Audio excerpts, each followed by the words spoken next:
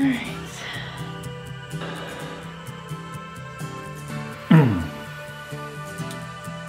Hello guys, Nicole here.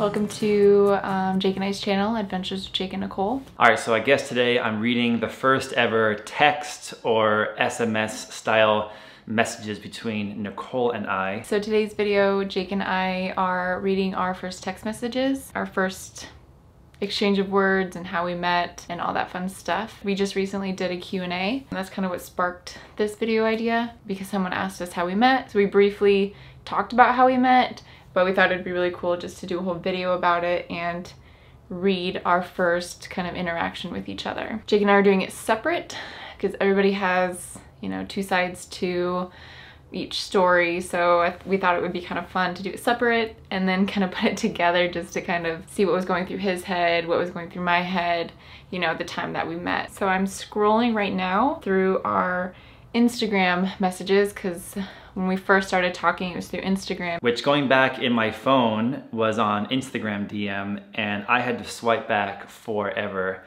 because we have messaged each other so much on social media. I had to scroll and scroll and scroll. Finally found the first message, which was in April of 2017. I have to scroll, and we have talked a lot through Instagram. I've been scrolling for what feels like forever, and I think I just reached the top, so yay! So now I have to make sure that I don't click away from the screen because then I'll have to do that all over again. I'll be using a combination of Instagram and text to read you our first written exchanges. So let's get into it. The first time Nicole and I actually met, and the first conversation we ever had, we both disagree on when this happened. So what I say is that in March, I ran one of my famous gardening workshops and seminars. There was hundreds of people there. Nicole came to one of these gardening workshops and gardening seminars. Before we get into the messaging, we have to backtrack to how I even first heard about Jake. I was working as a preschool teacher at a school up in Paradise Valley, Scottsdale area. I've been a teacher for many, many years, working with a lot of different kids and stuff. One of my bosses at the time knew that I was in the urban farming program, and her and I got pretty close, and she told me about this guy named Jake and that she wanted to buy me a ticket to go to one of his workshops that he has at his house. First she was like, oh, have you heard of him before? He does a YouTube channel. And I was like, nope, no idea who he is. I don't really watch YouTube, wasn't very big on social media. And she's like, well, I bought you a ticket and I'd love for you to go with me. You know, he has a lot of information about gardening in the desert, and he's very knowledgeable and stuff. I said sure. That weekend was the garden tour, and so I got all ready. I was actually running super late. Not sure why I was running late. Not really late. I was probably like 15-20 minutes late. You know, when you first arrive somewhere new, you don't know where to go. So I'm like, oh my gosh, where do I even go? I was in like an urban house setting. There's houses everywhere, and I was like, which one is it? And I had to park like way down the street, so I'm like running. I was messaging my boss saying, where are you? I'm so sorry I'm late. And it makes me look bad against her, so I'm just like, shit. And I hate being late. I'm running, and then I see this massive group of people in this front yard of this house. I was like, oh, well, there it is. There was probably like maybe 100 people. I'm really not too sure, but there's a lot of people. And I get there and I try to like sneak into the back so no one notices me. I find my boss. I'm standing next to her and I'm like, oh my God, I'm so sorry I'm late. So I'm finally standing there next to my boss. I catch my breath. I look up and I see Jake. And to be honest, I look at my boss and I was like, this is the guy? And she's like, yeah. And I'm like, oh my gosh. It's like, he's pretty cute. I'm not lying, like I'm not just saying this for the video, like even my boss was like, I know, he's pretty hot. So, you know, we were kind of gossiping in the crowd like, oh my gosh, like, you know, this guy looks a little bit different in person than he does on video. He's actually, you know, pretty good looking. I'm the leader of the seminar. I know what goes on better than anybody else in my seminars. I can remember seeing Nicole there with her circular sunglasses on and her like boho hippie style attire on. So the tour continues on and we're about ready to make our way into his backyard because we started in the front yard. And I remember him saying, hey guys, just a friendly reminder, don't take anything from my garden. You know, I've worked really hard on it, so don't, you know, think that you can just come and pick a whole bunch of fruit and take it with you, you know, be respectful. Just keep that in mind. A little side note, Jake will say that we talked and interacted at the garden tour, and that was the first time we talked, but I don't really count it as that because he was so busy and there's so many people there that I'm pretty sure he didn't notice me at all. And he says that he did, but I really don't think that he did. There's so many people. And I remember talking to her for like one exchange where we were in the back garden, hundreds of people there, and I asked some question as to like, does anybody know what I've already said in the seminar? Like, he said something funny or said something, and he was like, you know, that was really cool what I said. Did anybody get that? And I was like, oh, I did. And he was like, cool. And that was it. We had a list of fruit trees that were best to plant in Phoenix area gardens. And I was like, what do they already say? And Nicole had written down the list and she said, well, this is what you said so far. And I was like, thanks a lot. And that was our first conversation. That was our first, I guess, exchange. I don't really count it as our first exchange. He'll say that it was, but it wasn't. What Nicole will tell you is that I did not know who she was. I had no idea she was there. I was in like teacher mode and I don't even remember seeing her, but I'm here to tell you, I do remember seeing her. I did talk to her for that one sentence. My technique is if I have 200 people in the audience in front of me, or less or more, I always try to connect with and identify with one person in the audience. And then basically I'm performing as the teacher for that one person. And that allows me to not really feel the nervousness of being in front of a huge crowd that's writing down everything that I say. But instead, without that one person knowing about it, I am able to just have a conversation with that one person and the whole group gets the benefit of the one-on-one conversation. And I'll tell you honestly, during that seminar, Nicole came a few minutes late, but when she came, I chose her as the one person in the crowd that I was going to connect with individually and have the conversation with, and everybody else was getting the benefit of our one-on-one conversation. She'll say no, no, no, but that's my technique and that's what I did at this gardening workshop. The tour gets over and he said that we are allowed to wander, ask questions. He's gonna stay in this one spot. You guys are allowed to wander. So of course, me and my boss and one of my friends was also there from school. So we all just kind of wander around and snoop through things and maybe try a couple moringa leaves from his tree, even though he said not to. And I also ended up taking something, which I ended up telling him later, which was super hilarious. So it's kind of like an ongoing joke. But he had some loofahs growing and there was a loofah on the ground. And so I ended up taking it because I've never had a loofah like that before. So I was like, okay, this is pretty cool. And I figured it was okay since it was on the ground. So I ended up taking it and stashing it in my purse. Nobody saw me, obviously, except for my boss and my friend. And they're like, oh my gosh. I'm like, it's fine. So, because I never thought I was gonna ever talk to Jake or be his friend or anything like that, you know. And so I have to address that I was in a transitional period relationship-wise in my life at this time. I don't want to dive too much into my old relationship because I don't think it's really appropriate to talk about your past relationships, especially when there's other real people involved. But for me personally, I'll talk about myself. I was having a tough time in the relationship I was in at the time.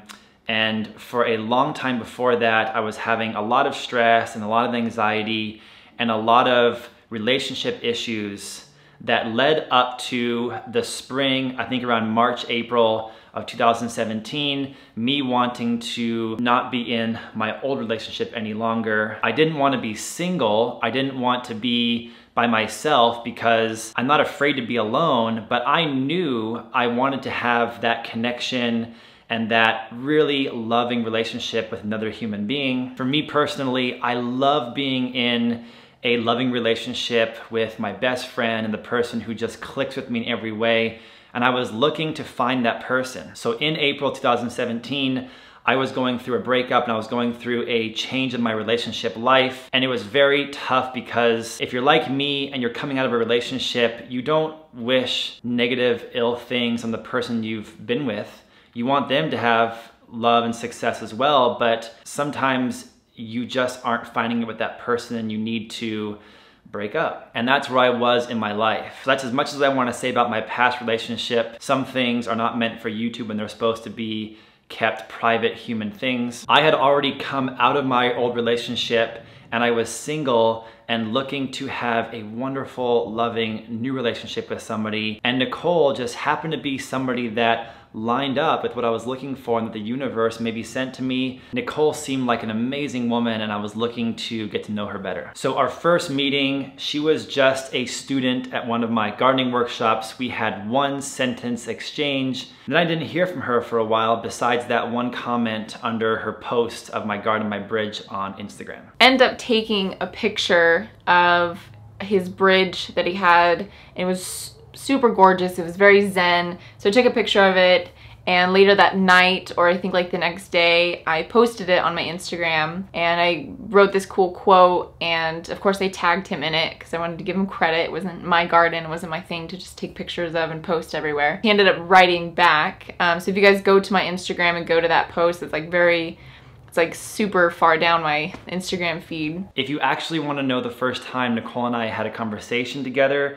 you have to go to her Instagram, blueskyyogagirl_, and you have to scroll down the page. I actually kidnapped Nicole's phone right now. And you have to scroll back to March of 2017, and you have to look for this picture right here, which, if I can focus, there it is, which is a picture of my old garden of the Buddha statue I had in my garden with one of the bridges that crossed over the stream that I built. And if you click on the comments below the post, you'll see how I came in under that post of the bridge in my garden. I said, @BlueSkyYogaGirl, great picture, so nice to meet you, thanks for coming over, with a thumbs up emoji. And that's the first official time we had a full-on one-sentence conversation. Actually, that's not true. That's the second time we had a full-on one-sentence conversation. Looking at this post right now, Nicole hit the like button on my comment saying, great picture, so nice to meet you, but she didn't respond to my comment. What's up with that? He said, you know, like, thank you for attending the garden tour. I hope you enjoyed, or something like that. And I don't even think I said anything back. I was like, oh cool, you wrote. I think I just like liked it. I'm not gonna look on my phone because it'll mess up the whole scrolling thing that I had to do forever. That was initially our first exchange, I guess. I don't know. So I'm going through the DMs here and I find a second post about a month later in my DM, and the first post is a Insta story, you know, the story post that they stay on Instagram for 24 hours and they get deleted. He had a story, because I would always watch a story every once in a while, and he had a story that just made me laugh. I thought it was so funny. He did a filter where it was like raining on him and it was like thunder and lightning, and he was just like, why is it raining on me? And he was just like making a big deal about social media and how these filters are really stupid and they kind of just like are a waste of time and all this stuff. And I don't know why I thought that was so funny, and I just was laughing, and I thought it was so ridiculous that he was making such a big deal about this filter and it was raining on him. And so I posted an Instagram story saying this, saying, really, is this what we need? Facebook filters? And Nicole had seen that story on Instagram because we had followed each other, and she responded to my story saying, I totally agree with you,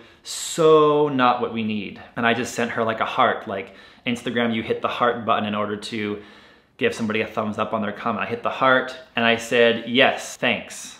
I said, I'm with you, with like a winky emoji and like a prayer hand emoji. And then I said, we need to be animals again, at one with nature, not cyborgs. And I sent her like a winky emoji face. so I wrote back saying, yes, yes, yes. Don't know why I said so many yeses. I said, I agree. It's so hard to keep up with demands of the world and all this social media crap. I just want to live off the land and build forts and be kind and fulfill my life in every way that I can every day, all day. Why can't it be that simple? One, I love building forts, so that's just a fun fact about me. Fort building is super fun. And I came back and I said, me too, sounds perfect to me. I'm working hard right now to get acreage off the grid. Then I'm going to YouTube the whole experience and set up a yoga, tai chi, martial arts, edible food forest with solar and wind energy. And then I said, we've got to stay real and stay human. We're quickly turning into emotionless machines. And then I said, I love that. That's what I'm trying to achieve. A little bit different, but in the same direction. We are definitely turning into emotionless machines.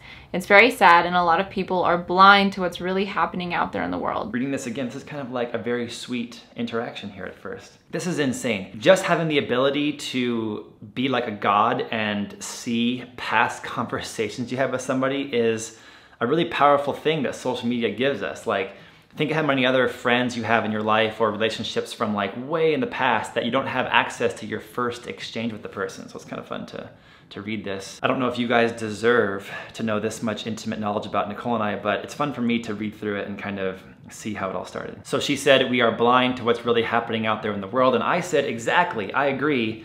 It's so addicting though, meaning like the social media is so addicting. And I said, well, it was great to have you at my garden tour.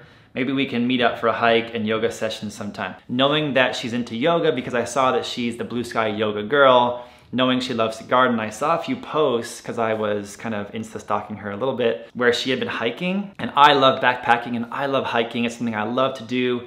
And so just throwing it out there, hey, we should do like yoga or hiking sometime, is kind of like asking somebody on a date, but not really. It's kind of like throwing it out there that, hey, it'd be fun to hang with you, so that then you're testing the waters, and in the future, if you ever ask them out, you've already kind of laid the foundation of a date. And I said, yes, it's very addicting, and I enjoyed your tour of your garden very much. You have a beautiful backyard. And I said, yes, that would be really cool. I'd love that. So of course, in that moment, I'm just like, oh, okay. I think he kind of likes me. And she said, yes, that would be really cool. I'd like that. Boom, got her. Reeling her in. No, I'm just kidding. That's so bad. And I said, yeah, the garden's a lot of work, but it's fun work and very grounding. And I said, yeah, me too. Are you in Arizona? Because I didn't know where she lived at that time.